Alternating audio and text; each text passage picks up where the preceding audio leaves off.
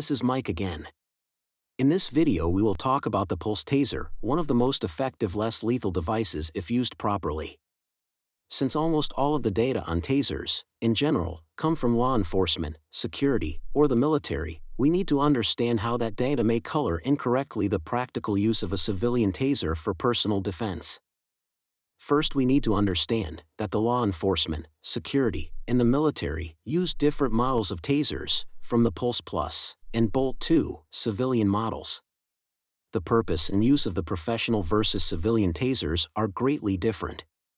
The professional versions are used to forced compliance, or for apprehension. They are used offensively, for the most part. The civilian versions are used defensively. The purpose is to distract the attacker long enough to escape safely. The operating parameters of the professional tasers versus the civilian tasers is different. The professional versions have a maximum of 5 seconds of activation per trigger pull. The civilian models have a 30-second interval of activation per trigger pull. So when you see all of the videos of perpetrators continuing to fight after being hit by their tasers, keep in mind they were hit with 5-second blasts, not 30 seconds. Even if the police officers holds the trigger continuously, the taser will cut off in 5 seconds. If a suspect keeps walking, it is not under continuous activation.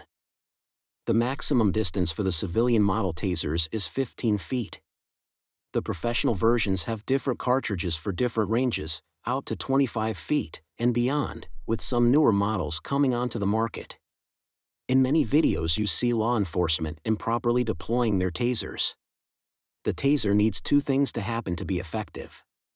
Both probes must penetrate into the target's body. The probes need to be a minimum of 1 foot apart. The probes separate 1 foot for every 7 feet of distance. This means if you shoot a subject closer than 7 feet, the taser may not be effective. If the subject is near the 15-foot maximum boundary for the civilian model, you have to take into consideration the probes will be about 2 feet apart when you aim.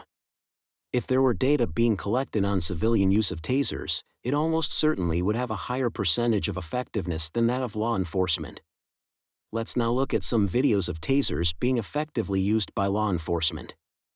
Hey, light him up. Light him up.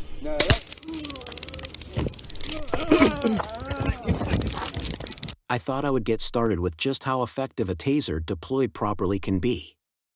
Remember, they only hit this guy with 5 seconds of continuous juice. As a defender, you would leave the gun and run for safety. The assailant would be writhing on the ground for 30 seconds. This is time to get to safety. In most cases you have more than 30 seconds, because when someone has been hit for that long they don't immediately recover. Only a firearm bullet can put someone down as fast as a taser. This is why law enforcement choose it over pepper spray, even though they have miscues. This one I'm going to discuss the key points first and then show the video clip. The officer has the right distance that will get the required 1 foot separation of probes, and he has an excellent chance to hit the suspect in the proper location. If this was we civilians, we would have to be retreating.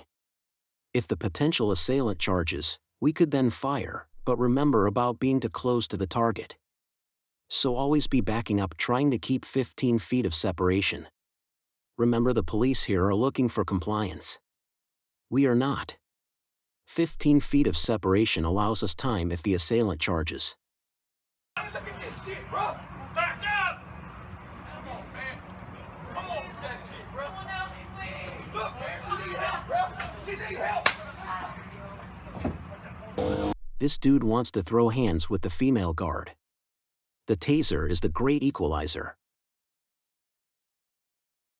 Uh-oh. Turn around and put your hands behind your back! I'm not gonna let up! Turn around and put your hands behind your... I think the woman in the video is a security guard, not a police officer, but it is hard to say. She is going to handcuff the assailant, but I don't see all the police paraphernalia or duty belt. We as civilians would have to back away without firing, unless the potential assailant became an actual assailant by throwing punches. Remember, we have to try and back away. If the assailant keeps coming, then we can shoot if we fear great bodily harm. I have to show at least one video where the taser will be said to have not worked. The reason will be stated that here are people who are not affected by the taser. There are probably people who can ride the taser wave, but that is a much smaller group than we have been led to believe. Case in point.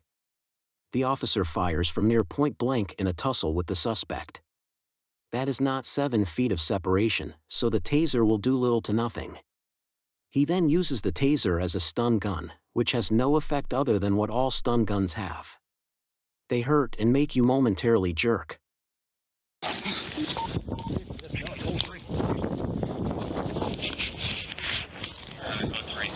Taser.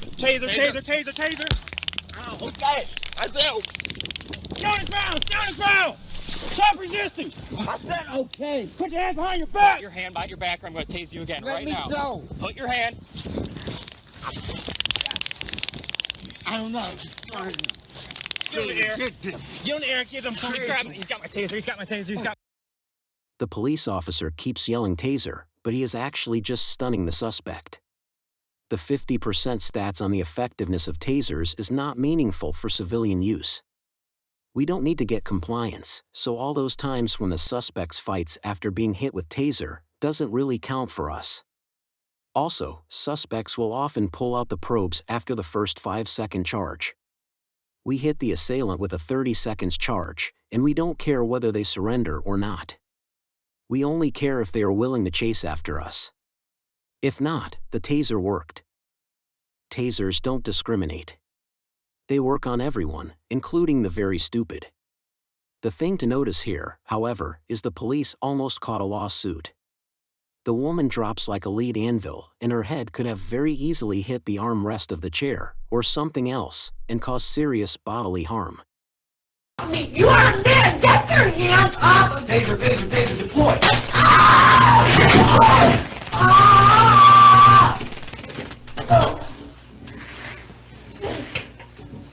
Now, are you going to cooperate, Christine? I hope we have elevated the Pulse TASER as an effective, less lethal deterrent in the eyes of many. I am very sad to say, however, that the Pulse TASER Plus was discontinued as of spring 2022. There were many on the shelves of various distributors, so they have been readily available until recently. Amazon appears to have sold their stock, and I see the price rising by almost $100 from dealers who still have some. The Bolt 2 is still being made, but that is useful only for carrying in a bag of some type. You can't stealthily carry it on one's person. The professional models cost 3 to 4 times the price of the Pulse Plus, and therefore don't make a cost-effective item. There are some cheap products on the market that claim to be tasers, but they aren't something I would bet my safety on. Let's hope someone decides to fill the void in the taser consumer market. That's all for now. Be safe.